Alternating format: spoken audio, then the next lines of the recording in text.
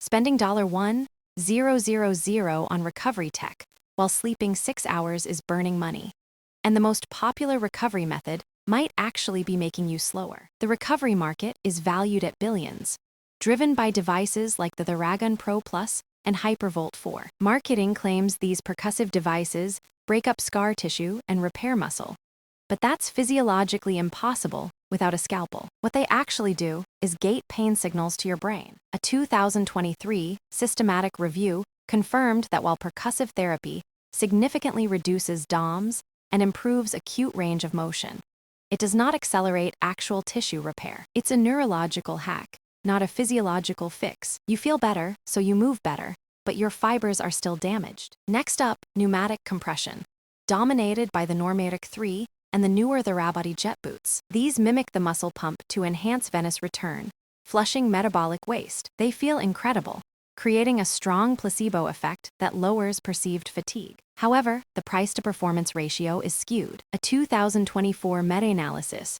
showed that while subjective soreness drops, objective performance markers like power output don't recover significantly faster compared to passive rest. You are paying $800 primarily for the sensation of recovery, not the biology of it. The unsexy hero remains the humble foam roller. At $30, it offers nearly identical benefits to a $600 massage gun regarding DOMS reduction and temporary range of motion increases. It requires more effort, which is why people prefer the guns, but the physiological outcome is functionally the same. Here's our marketing says X, science says Y moment.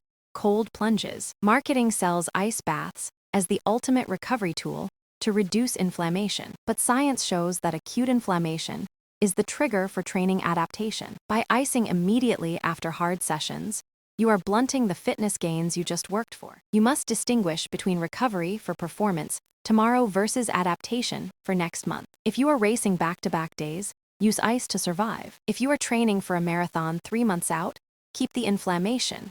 Your body needs it to build stronger mitochondria. Before buying any gadget, respect the hierarchy. Sleep and nutrition account for 95% of recovery. Passive rest and active recovery runs cover another 4%. Tools like boots and guns fight for the final 1%. If your sleep is garbage, a Theragun is just an expensive band-aid. If you are buying a massage gun in 2026, ignore the RPM and look at stall force. You need at least 40 pounds of force to affect deep tissue without the motor jamming. The Ekrin B37 remains the value king here, offering the same stall force as the Theragun Elite for half the price. For compression boots, the proprietary pulse technology of Normatic is superior to constant squeeze budget knockoffs, but only marginally. If you have the budget, the Normatic 3 offers the best user experience. If you are budget conscious, skip the cheap knockoffs entirely and just elevate your legs against a wall for free. This leads to our buyer's matrix. The scientific budget pick is a high-density foam roller